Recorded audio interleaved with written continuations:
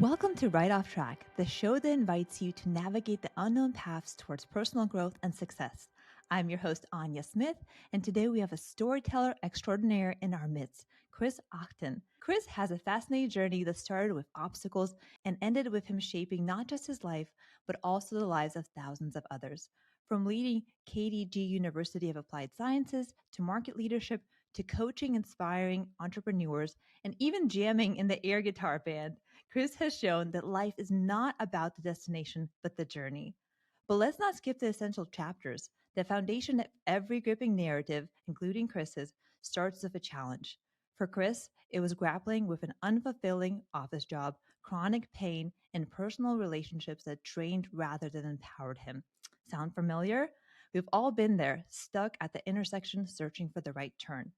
The climb, however, is where the magic happens.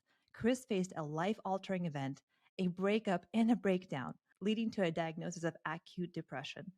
But what could have been a stumbling block became a stepping stone, as Kris found himself in a transformative space that made him ponder, what really made me tick?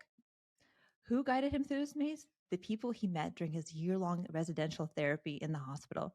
They weren't just fellow patients, they were mirrors reflecting life's complexities and the potential for change. It's people like these who make us realize that the stories we tell ourselves shape our reality. Fast forward to today, Kris is no longer stuck in that challenging chapter. He's turned his life's pages towards success. From volunteering to teaching disadvantaged kids to landing roles in academia and marketing, Kris now channels his energy into helping others craft their narratives and their founder stories. So, if you're searching for the catalyst that will propel you into your next chapter, or if you're curious how a guy from Belgium ended up in a cabin in the woods with his mixed breed pup Roxy, you won't want to miss this episode. Because let's face it, we all have a story waiting to be told, and Kris is here to help us write it. Let's dive right in. Welcome, Kris. Thank you, Anya. So excited to be here. Thanks for My inviting me. pleasure. My pleasure. You know, what's so inspiring and interesting to me is that the power of storytelling, which I'm sure you're going to tell us all about. But, we read books as we grow up and you think, oh, this is nice. But then we realize like the subtle power we have in not only telling our story, but also sharing with the world and how that can also change the lives of others in the process. So um, that's a little divulge. But I also want to say before we start, a quick shout out to Rahman who introduced us on LinkedIn. So thank you, Rahman, for being that connection point. And Kris, thank you again for kindly responding and being open to sharing your story. And I also appreciate you being open to sharing kind of the challenges that you faced prior to now being at this phase of your life. Do you mind giving us a little bit more context, kind of what were some of the details that led you to finding your passion for storytelling and now helping others? And how did that start? Well, that's a long story, but I won't. I'll I'll edit it down to the podcast version. Um, well, as you mentioned in the introduction, a couple of years ago, I think 6 or 7 years ago, I was admitted into a hospital with an acute, crisis. I was in crisis. I was admitted, and I entered residential therapy for over a year. And there, I started to, first deal with the current issues, but then, of course, as these things go, you start to dig deeper. And I discovered, I kind of uncovered the map of my interior. I uncovered what I'm made of, the stuff that I'm made of. And as I was exploring this, I was in a therapy group. So the idea was that we talked about these things, that we expressed what we uncovered, and we could also see in the others whether it resonated with them, but also hearing ourselves tell our stories empowers, not only empowers them, but you feel whether they resonate or not. Like when you're speaking the truth, you feel it. And when you uncover these truths, you cannot uncover them, right? You can't forget them. So after that year in the hospital, and I got better, much better. Pain was gone, and the issues were pretty much dealt with. But I also discovered some things about myself that I could not unsee. So I couldn't really go back to the life that I had led before, which was, as you mentioned in the introduction, an office job for the city of Antwerp. Pretty nice job, but I was just not in the right place. A relationship that didn't work, a place where I lived that didn't work. And then after that year in the hospital, I had enough time to start building my life around me that aligned with what I had discovered about myself, about with my interior. So that, Mm. well, that's one of the things that inspired where I live right now, in a cabin in the woods, because I I discovered during that year that I need to go back into nature to kind of Yeah.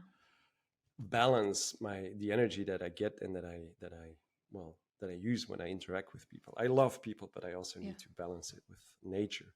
And same thing with like what I did professionally. I uncovered the power of stories and the power of, well, I should almost say that I uncovered that for my whole life, I had been something that I like to call a copy speaker, not a Mm. copywriter, but a copy speaker. I was Huh. very good at phrasing or summarizing what other people were saying or connecting the dots and then putting it very succinctly. That's something that Mm. I had been doing all my life as a travel writer, which is something I did in my 20s.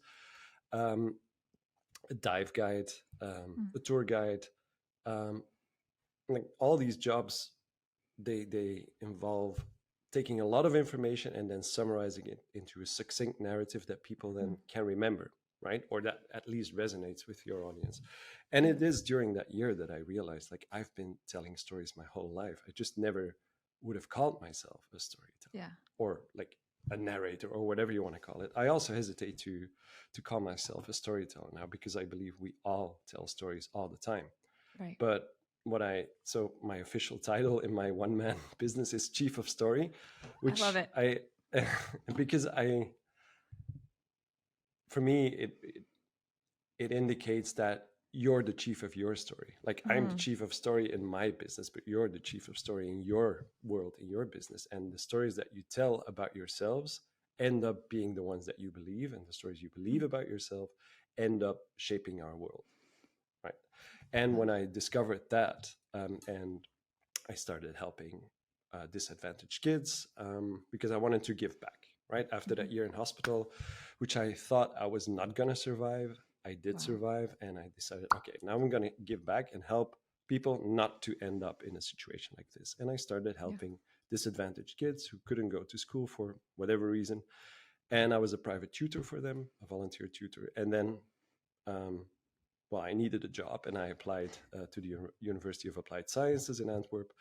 And out of 150 candidates, they picked me. I don't know. I still don't know why, but it's probably because they saw something in me, like Right. the life experience or the transition that I had gone through. So I started lecturing in university, and then our university started running international degree programs taught in English, and they needed a student recruiter. And I applied Mhm. for that job and I landed that job. So now I was recruiting students from all over the world into our university in Antwerp. So I was Yeah. starting to change lives at an ever larger scale. So the volunteering is a one-on-one thing. Like, you Yeah. change one person, well, during each session, you help one person at a time. When you're lecturing, you help a classroom, 40, 50 Mhm. kids. When you're recruiting students, that's like a few hundred lives that you help change every year. And what I'm doing now online is basically just an extension of that, like Mm. helping more people tell better stories about themselves. Ah, I love this beautiful journey. And I'm not taking for granted the challenges that you've had because they sound very true and significant. I appreciate you being authentic about that. So much has stood out. So I have these points written down. We'll go through them. But one thing that resonates with me deeply is this sense of, reflecting on things that were already inside us for a long time. And like you said, like once you see them, you can't unsee them. For the longest time, again, I was in corporate as well, and I feel like I could be doing more, but the skills that I had didn't feel life changing. I wasn't curing cancer. I wasn't building the next robot, nothing like that. But people would tell me about my energy and those things that I was putting off to say, like, well, who needs energy? Who needs those soft communication skills? Who needs to be passionate about connecting? And then now that I'm doing this, Mhm. I realized that all the things that I had inside me all along were actually the things that do make me unique and able to do the things uniquely well. And the same thing I was mentioning to a friend, that I had this interesting self reflection that I like unique people. Like I love just the uniqueness that people embrace their own life, even if I don't disagree with, even if I don't agree with them. Like we can have different perspectives, but people who just decide like I'm gonna do life on my own terms. I'm gonna be, weird, outrageous, shocking, but like living the true passion. I was like, oh, I Right. love that. I respect that. And Right. it's funny now that I'm doing this job, You running a meet podcast tons of them. specifically, like just I want to meet people and understand how they Mm, pursue their life on their own terms. But the other thing you mentioned is, again, finding your passion through this period of self reflection. And I'm curious, what do you now share with others who may be going through struggles, or in a way to prevent the sense of like dissatisfaction and burnout?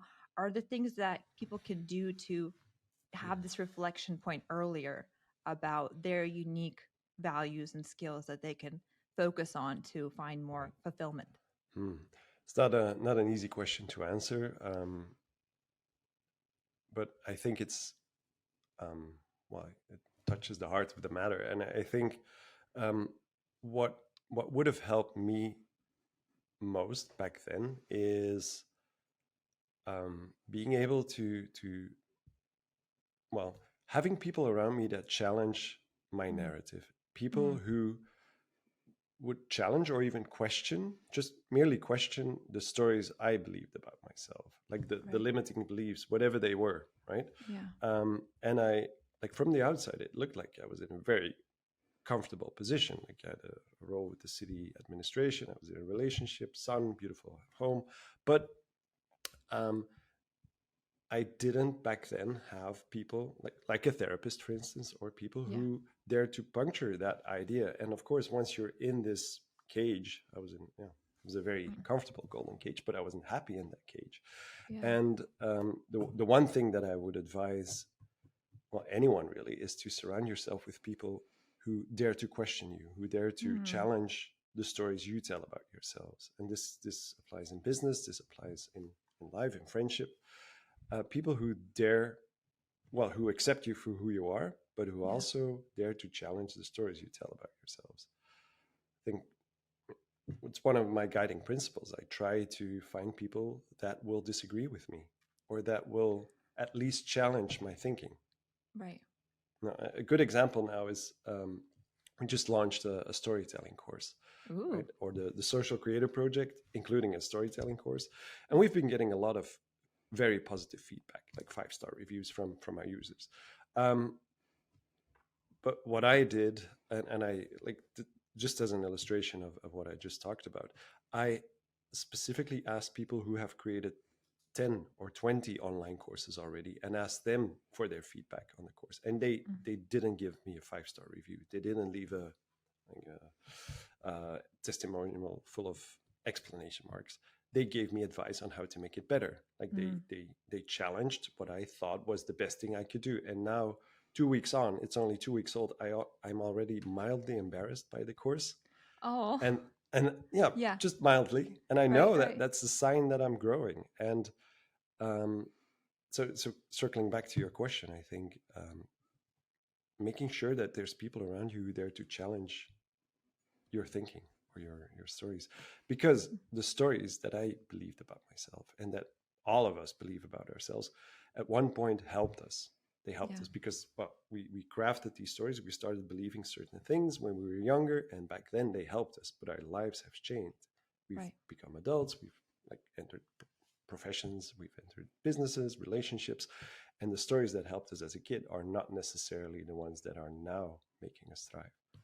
Yeah. So, and it's not an easy thing. You cannot do it on your own. You need somebody as a sounding board, Yeah. so a reflective surface, like somebody who will reflect back on you, like what you're saying, and actually challenge that. Yeah. I heard what you're saying. That in part was inspiration for this podcast. Is I Mm, didn't know people like that, and I'm not saying I was very grateful. I have amazing family. I have all the people who support me, but I didn't see people who were maybe starting their own business, who were entrepreneurs. Like, hey, how did you make that happen? And I was fascinated by the leap of how do you do that? mhm, And so when I started this, I'm not, I recognize I'm still learning so much, but I wanted for people anywhere to have even like a glimpse of what this could be like, with people like you and others just sharing their story of finding that path, so that people can find their story within it and Hmm. have the sense of like, hey, I can recognize that it's going to be hard and that's not perfect, but to your point, I could be learning. And one thing I want to add, I was just talking to my friend Earl Talbot, who is my accountability partner. And I just found them again not long ago because I shared my mission into the world and my vision, and it's not perfect. And we just happened to connect because we're twinning a lot. We're twinning a lot in life. You can check out his episode also on Right Off Track. But right now, like I had a struggle the other day. If I can be vulnerable and transparent, I wrapped up the 8 week launch of the podcast, and that gave me comfort. I knew what I would be doing. Like I have the podcast, and now I'm in this next phase of what now. Hmm. Now it's really focusing on the business and growing it beside, and that's a vulnerable place to be because you can get comfortable in one phase, like, hey, I know this part is going well, but can I do the next thing? And that's the part where the story you tell yourself is um, very important. And I had to change my story from like, I don't know if I can do this. What if I fail? Da da da da. I still have that, but say like, well, let's reflect back. Like, I know I'm not going to be stagnant. I know I'm going to learn, get better, ask for advice. But if it is scary, like every point has its challenges. And to your point, having that reflection board or even accountability partner who helps you zone in those areas and kind of find that action plan and not just sit in that space like it's Yeah, very exactly. powerful. Yeah, there's this famous parable. You can find it on YouTube. Mm, I think it's a rabbi who talks about this. How a lobster, when they shed their shell, like mm, like they the shell doesn't grow with them, right? And yeah, they get a signal from their body that their shell has become too small, and that stress signal, the fact that they're growing and the shell isn't growing with them, that triggers a mechanism that will make them hide under a rock and cast mm, their shell, and then they'll grow a new one. And like stress, being stressed or being in pain is not always a bad thing. It's a sign, it's a signal. yeah, And then it's just a matter of well, I'm talking about emotional pain, of course. Like if you yeah. break a leg, it's not necessarily a sign for growth, but please like or like please the recover. pains I was in, Yeah, it was clearly psychosomatic pains, yeah, and I still get them occasionally. They're not gone, but now I've learned to flip the script on these. Like same thing yeah, with my tinnitus. I think I told you I have pretty bad, severe tinnitus, so that's one of the reasons why I live in the woods because of my mm, former career in music. And I notice when I'm bothered by the ringing in my ears, it gets worse. mm, Right? When I focus on it, it gets worse. And now I'm consciously trying to see it as like, yeah, maybe like the fan in my computer or my fridge. mm, It's like my brain operating system because the sound right, is just a signal that my brain is still functioning. And yeah, same thing with like these psychosomatic pains. When I have them, I flip the script on what is it? Like it's not pain, it's a signal. It's right. something that I need to listen to. And then it's a matter of well, listening and helping people, well, or getting people to listen to you, and then turn that into something that makes you thrive, makes you grow. That sounds amazing. And to all of our listeners, I just hope this episode inspired you Mm. to embrace your story, and to honor that we all have our beautiful story, even if we haven't done those dives and been to such amazing remote places. Like we all have something that makes us unique. And when we embrace that, reflect on that, and honor that, we can serve ourselves better and serve others better. So, Kris, thank you so much for sharing your time, experience, stories with us. I know I've learned something myself. And for everybody listening, share with us what you learned. Share us with a friend who might need a little bit more inspiration or maybe trying to find their voice and their story, embracing that in the world. And for all of you listening, and to Kris, thank you so much for coming right off track with us. And we look forward to having you join us next time. Take care.